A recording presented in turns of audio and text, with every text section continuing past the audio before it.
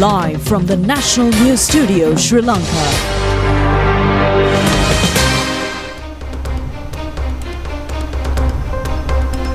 Good evening. This is the National News Telecast. I'm Moin Hettiarachi. A very good evening indeed. I'm Sharifa Tahir. Let's take a look at the headlines.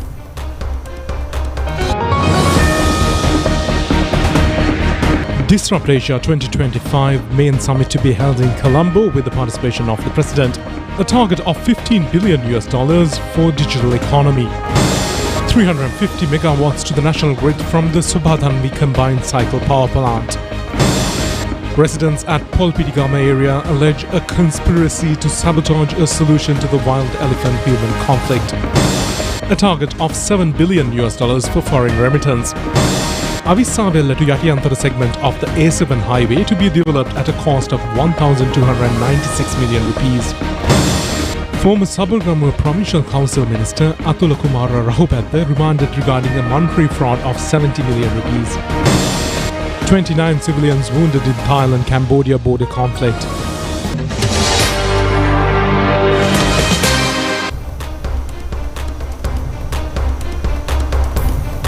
One of those and more stories in detail on today's top story. Prime Minister Dr. Harini Amarasuriya stated that the objective of the government is to make Sri Lanka a country with the lowest electricity rates in the region, thereby providing a fair and affordable electricity to all citizens. And another objective of the government is to focus attention on the new energy sectors. The Prime Minister made these remarks while attending the opening of the Rupavahini 350 megawatt combined cycle power plant in Kerawalapitia yesterday. The Prime Minister further stated that the government is taking steps to start renewable energy sources such as solar and wind power. Prime Minister Dr. Harini Amarasuriya said that to make Sri Lanka the country with the lowest electricity prices rates in the region, the government is implementing procurement and tender processes and shifting from oil-based electricity generation towards renewable sources such as solar and wind. Power and energy is an essential factor for the development of a country. She added that without energy independence, even the national security could be threatened. Therefore, as a country, securing the energy independence is very much important.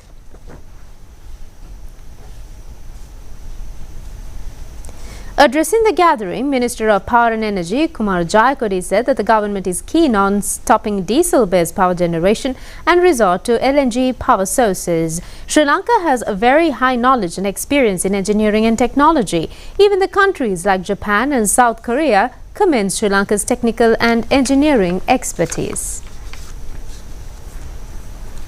According to the Sri Lanka Bureau of Foreign Employment, it is expected to improve the remittance from overseas employees to $7 billion this year. The chairman of the Bureau, Koshala Wickramasinghe, is of the opinion that around 220,000 people have migrated for foreign employment in the year of 2025.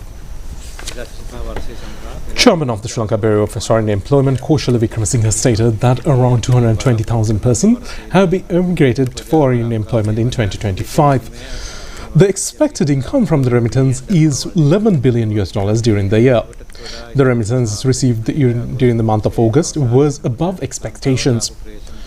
It is clear that Sri Lanka will be able to cross the projected targets by the end of the year. Although the government expects around 300,000 people will migrate for foreign employment, it has been increased to a level which will cross 300,000 by the end of the year. At present, it is around 220,000. The Disaster Management Centre says that a 3.9 magnitude tremor reported off the coast of Trincomalee today. Anyway, no tsunami warning has been issued. According to the centre, the tremor was reported in the sea area 60 kilometers off northeast of Trincomalee at 4:06 p.m. It further said that, however, no tsunami warning has been issued for the coastline.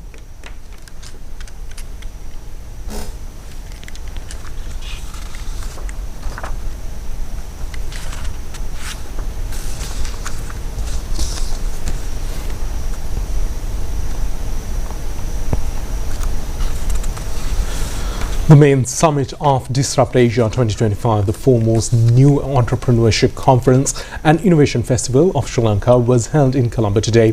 This was led by President Anurukumara Dissanayake. Disrupt Asia 2025 is Attended by businessmen and investors of around 20 countries, commenced yesterday and will be held till the 20th of the month. The main objective of the summit is to place Sri Lanka as an emerging innovation centre in South Asia, drawing international attention. It is expected that this will play a unique role in government's program of developing digital economy by encouraging new entrepreneurship and innovation successfully.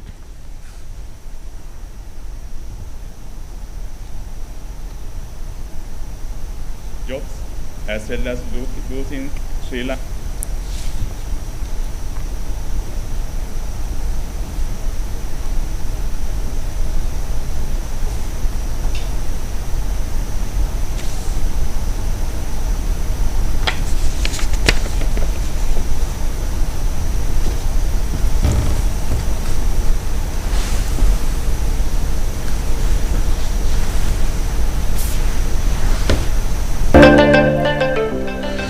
President Arun Kumar Dissanayake attended the inaugural function of Disrupt Asia 2025 and also viewed the entrepreneurship exhibition.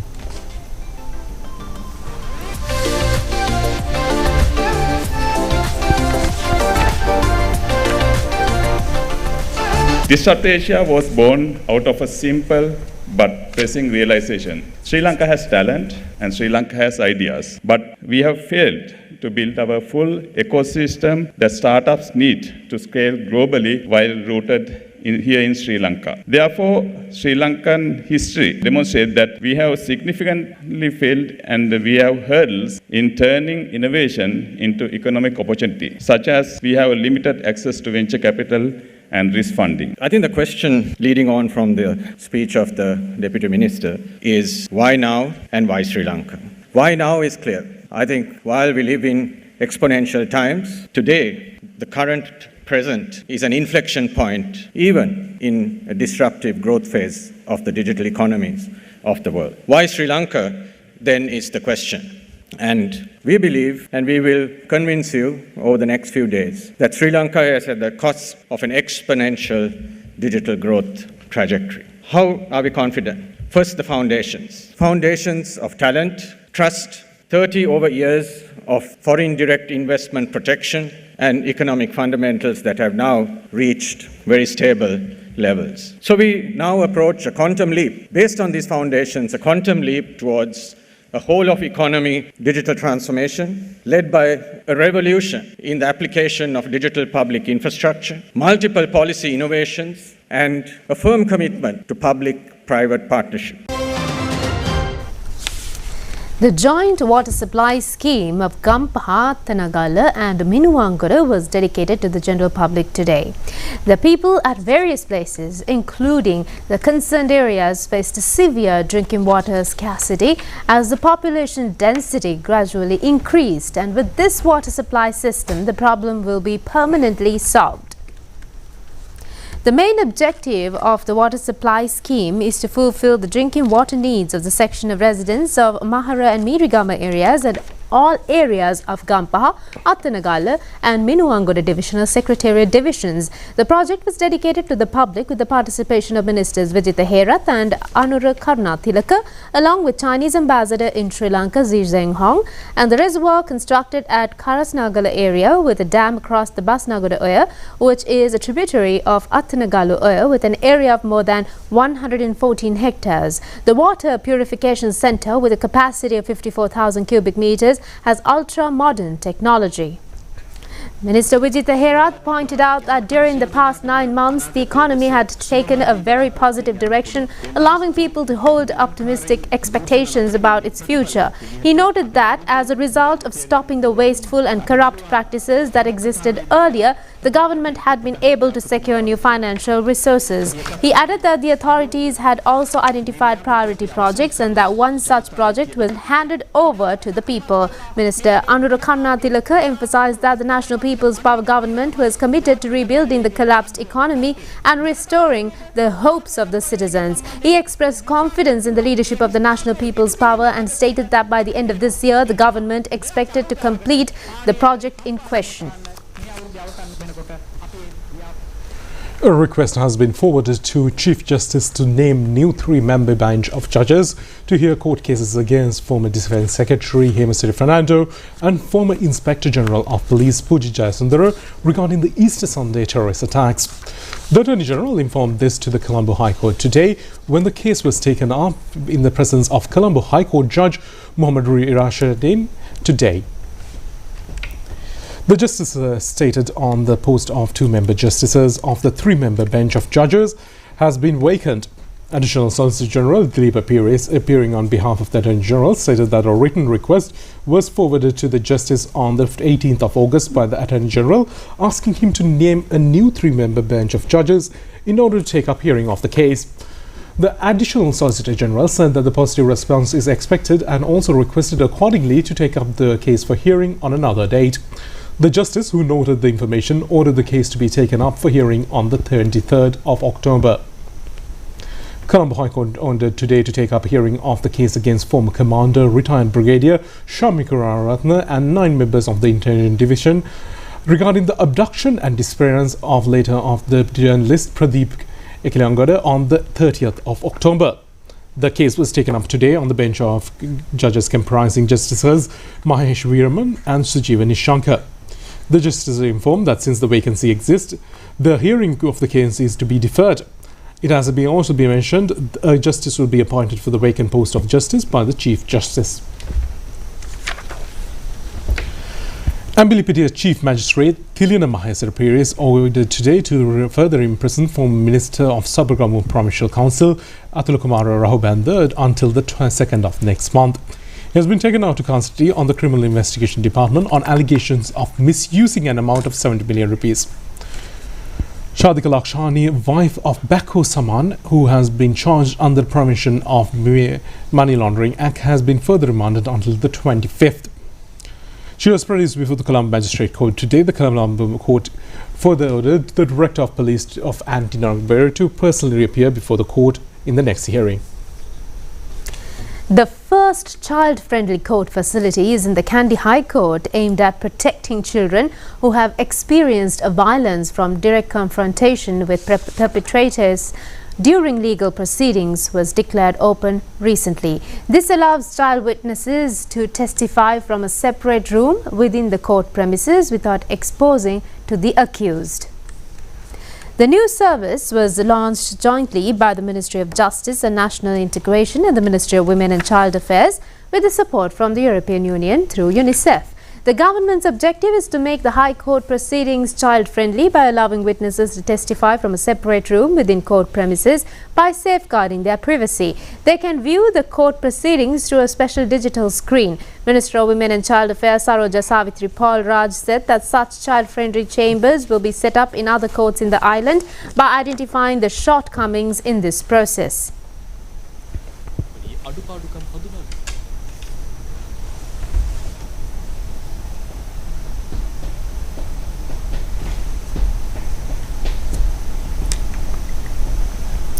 Minister Saroja Savitri Paul Raj said that the government has taken the best decision possible for the children to mark the World Children's Day on the 1st of October. When a child becomes a victim, the relevant case is decided mainly through the evidence of the child.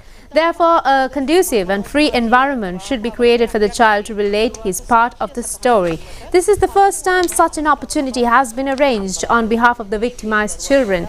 Government's aim is to create a suitable environment to have the refuge of law. If the children are well enlightened with education, they can be prevented from being victimized at the hand of criminals. Many of the drug addicts in Sri Lanka are from unsecured, poor families. Therefore, the government's aim is to establish economic prosperity, education and security for children as long-term measures to prevent such incidents. Villagers in Heradgama area in Polpitigama accused that some elements are conspiring to disrupt government's program to solve the human-elephant conflict and land problems in the area. Engaging in a protest, they said collective action should be taken against such elements. The people in the area pointed out that Deputy Minister Namal Kurunaratne and other parliamentarians render a commendable service to resolve the land problems existing in the area. Attention has also been focused on the conservation of the reserve areas of the Hakuande Reservoir. The government also implemented a committee comprised of heads of government institutions in the area to provide a lasting solution for these problems. The people say the defeated political groups are attempting to sabotage the program and has focused their attention to solve the problems that have not been addressed for years. They also request to cancel the transfers given to forest officers in Herat Gama. Later, the protesters handed over a letter stating that their problems to the deputy minister.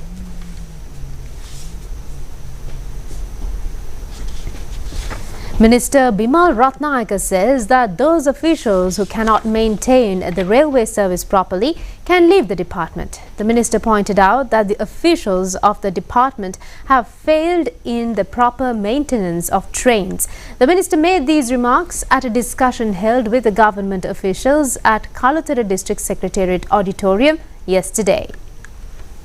Minister Bimal Ratnayaka said that a sum of 3,500 million rupees was given to the Department of Railways, but fans, washrooms and shutters in railway compartments have not been repaired. Bridges are being repaired through the Road Development Authority. These requirements will have to be fulfilled during this month. The minister requested them to inspect whether the required facilities are available for the passengers within 3 days.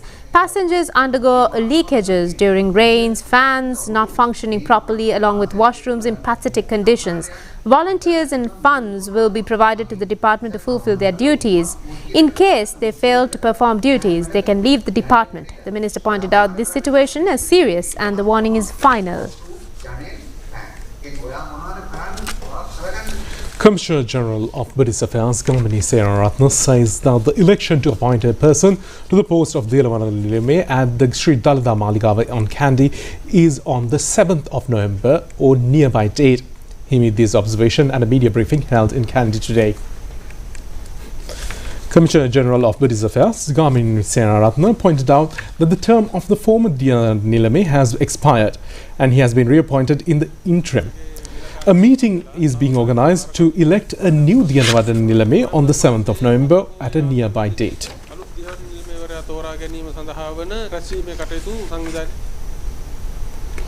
Industries and Trade exhibition commenced in the BMICH premises in Colombo today. The exhibition will be held until the 21st of this month. The exhibition was opened under the patronage of Minister Sunil Handunethi. This exhibition has been organized jointly by the Ministry of Industries and Entrepreneur Development and the Industrial Development Board. It is comprised of over 150 exhibition stalls. Main objective of this exhibition is strengthening numerous industrial sectors in the country, expanding market opportunities, introducing new technology for the sector, and provide opportunity for local and international partnership. Another leading objective is to provide required services for new industrialists to start ventures.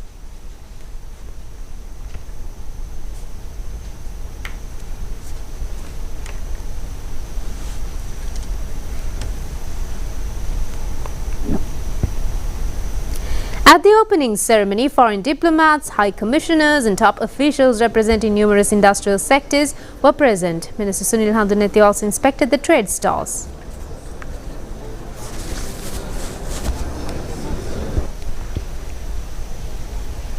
We are all, for the first time in the history of the country, working together to achieve a significant stride in Sri Lankan industrial development. Sri Lanka is positioned to move with the great talent and the manufacturing capabilities that we have already made. We are very much ready to partner rest of the world.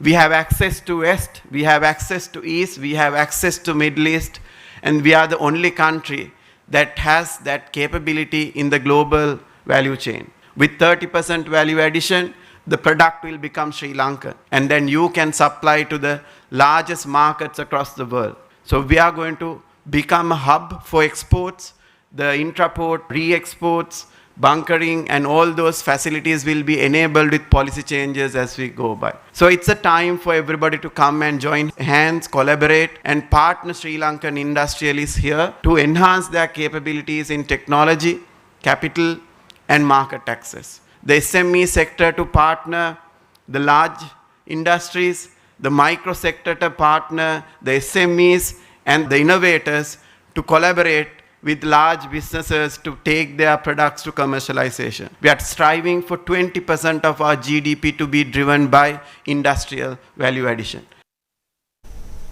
We'll be back with more local stories after a break.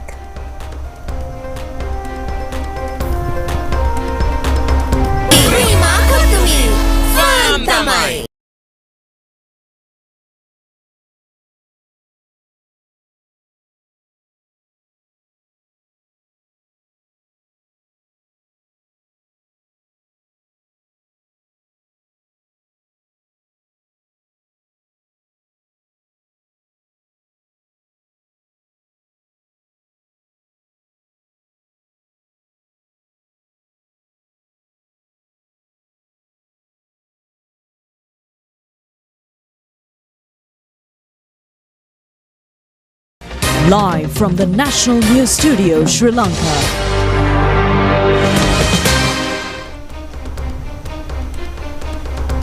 Welcome back, and we continue with more local stories. The second stage of the project to create urban forests commenced yesterday at the Sirimao Bandaranayake Avenue bus stand in Totalanga. The project has been implemented under the Clean Sri Lanka initiative. The bare land stretch at Totalanga belongs to the Colombo Municipal Council and has been developed as an attractive urban forest by planting trees. Care and maintenance of the plants has been entrusted to students of the Madampitiya Sri Singhabodhi Mahavidyalaya. The students were provided with prizes and certificates. The project was underway jointly by the Sri Lanka Tree Care Program and the Clean Sri Lanka initiative. A number of state and private institutions provide contributions to the project. A crowd, including the ministers and parliamentarians, were present at the occasion.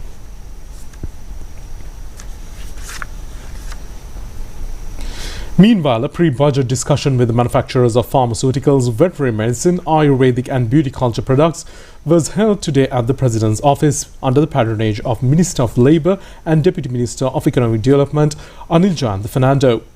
The relevant industrialists said that they would extend their full support to the government's economic development program. They also had lengthy discussions regarding the issues of their sectors and presented the several productive proposals for the upcoming budget. The minister stated that attention will be focused on all these proposals in the next budgetary meeting. The first stage of the cardiac disease unit of the teaching hospital Batikla and the renovated gastrointestinal unit along with the liver unit was declared open today. A sum of 324 million rupees has been spent on this project. The new unit was declared open today by Minister Dr. Nalindra Jathisa, and the building, comprising of 5 levels, houses the X-ray and ECG units on the ground level. In the first level of the building, a catheterization laboratory and aorta care unit has also been established. The second level consists of operation theatres and surgical intensive care unit, while the third and fourth levels have wards with 80 beds for patients. The minister stated that steps will be taken to further increase the capacity of the hospital. Now for several development news items. 1.5 kilometers of the road from Katayam Kade to Katagampitiya in Elhara has been developed using carpeting.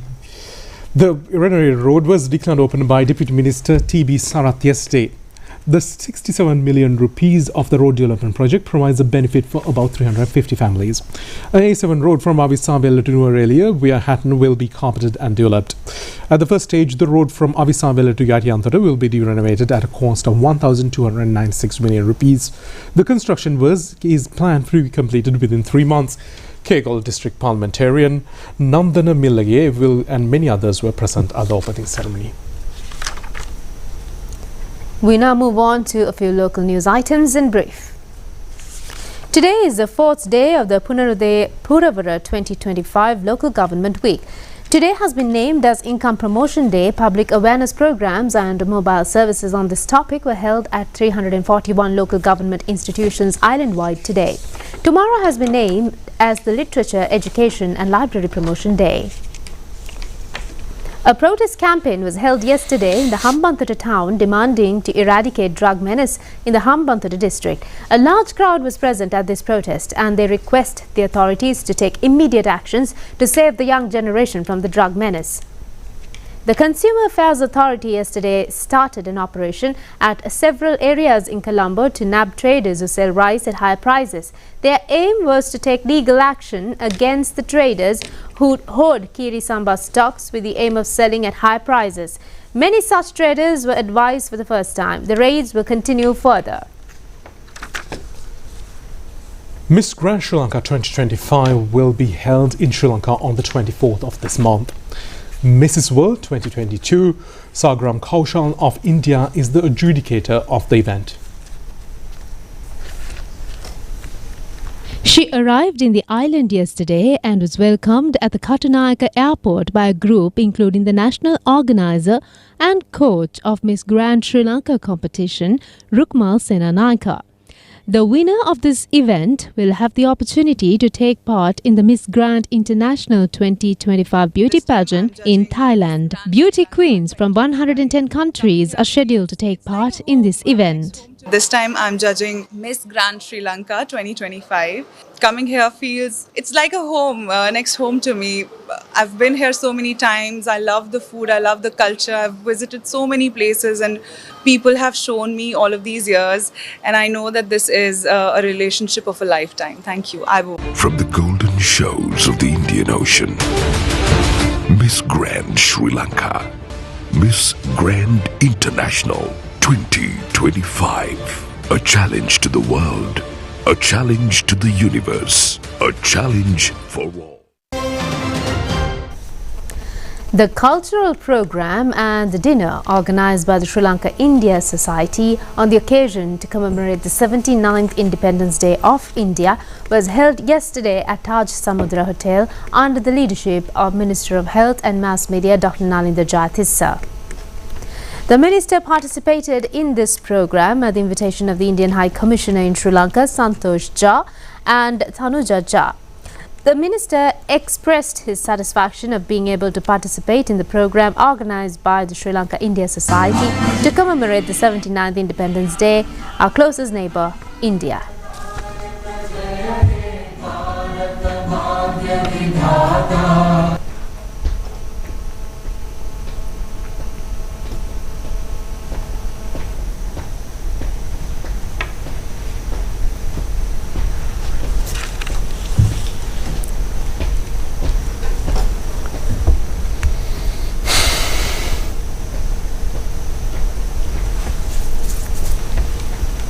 On behalf of the government and the people of Sri Lanka, I convey heartfelt greetings to the government and the people of India on this occasion. We are celebrating the Independence Day. It's not only a commemoration of freedom, but also a reminder of resilience, unity, the spirit of our people who have worked tirelessly to uphold the values of democracy and progress. As Sri Lankan, we rejoice in India's achievements, for your journey has always been intertwined with ours. As you all know, our connection is not one of recent origin. It is deeply rooted in history, culture and spiritual exchange. From the timeless epic of the Ramayana to the sacred journey of Mahindadero, who carried the message of Buddha from India to our island, our peoples have shared values, stories and traditions that continue to bind us together. These ties have been nurtured over centuries, making Sri Lanka and India more than neighbors. We are bound as family. The Sri Lanka India Society has played an invaluable role in safeguarding the spirit of friendship. Through cultural programs, academic activities and people-to-people exchange, the society has brought our communities closer. Your contributions during challenging times, particularly in extending humanitarian support and solidarity during the pandemic, showed the depth of this enduring bond. Allow me to express our sincere appreciation for your commitment. In the meantime, the Russian ambassador to Sri Lanka, Levan Jargarian, held a press conference this afternoon at the Russian Cultural Center in Colombo. Alongside the press conference, an exhibition called Mariupol 2022-2025 was also held. The briefing focused on three global and regional issues, with members of media invited to attend. Alongside the press conference, participants were also given the opportunity to view the exhibition Mariupol 2022-2025, which highlights the recent developments and perspectives on the city's history. The event was organized to strengthen the dialogue and provide deeper insight into Russia's views on current international affairs.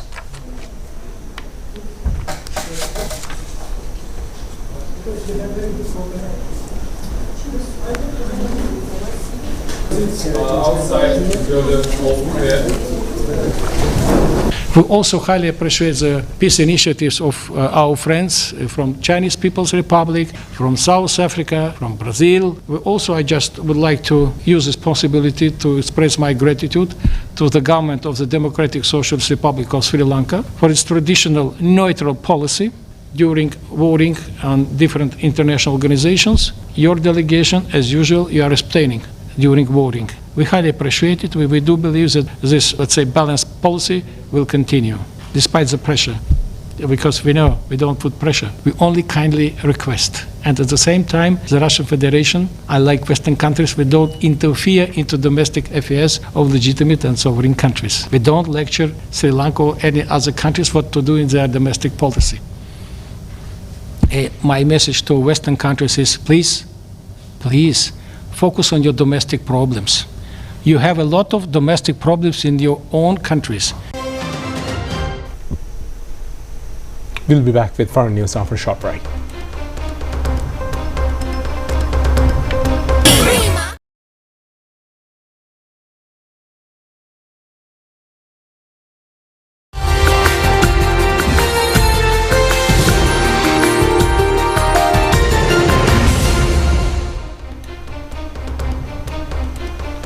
Now to foreign news. Tensions have flared once again in the Thai-Cambodian border, where police fired tear gas and rubber bullets at protesters who disputed a village. Authorities from both countries confirmed the clash, calling it a most serious escalation since the ceasefire. The Cambodian officials said at least 23 civilians were injured, while Thailand's military reported that several of personnel were also hurt. The incident took place in a frontier settlement in both sides have claimed. The Thai authorities erected a barbed wire fence in the area last month, sparking weeks of protests from the communities of both sides. July's deadly crash, which killed at least 48 people and displaced hundreds of others, remains a stark reminder of how fragile the peace along the border continues to be. As China counts down to the 15th National Games, Guangzhou has welcomed two special guests. Twin giant pandas, Yu and Jiu have arrived in the city, bringing a playful spirit to the nation's biggest sporting celebration. The two male pandas were transferred from the Chengdu research base of giant panda breeding in Sichuan and reached Guangzhou Zoological Garden on Tuesday, accompanied by keepers and veterinarians. Born in Spain in September 2021, Yu and Jiu returned to Chengdu last year before beginning their new journey in Guangzhou. With their arrival, the zoo is now home to 4 pandas. Special enclosures have been prepared for the twins, who will be introduced to the public once they settle in.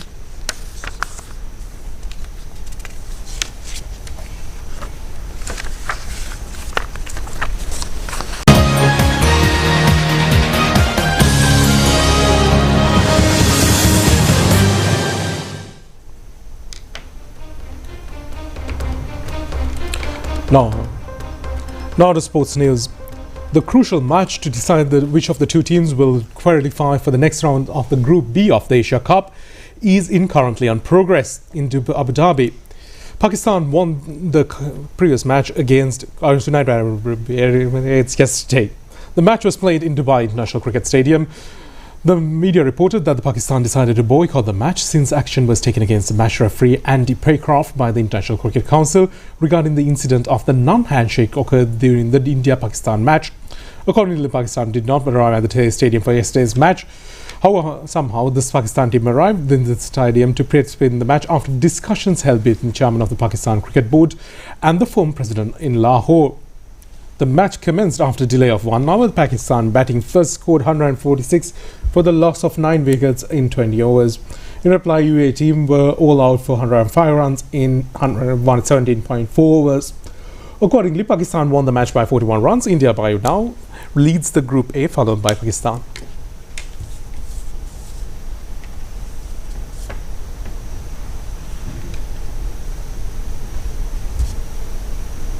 That's it for tonight's English News Telecast. Thank you for joining us. Good night.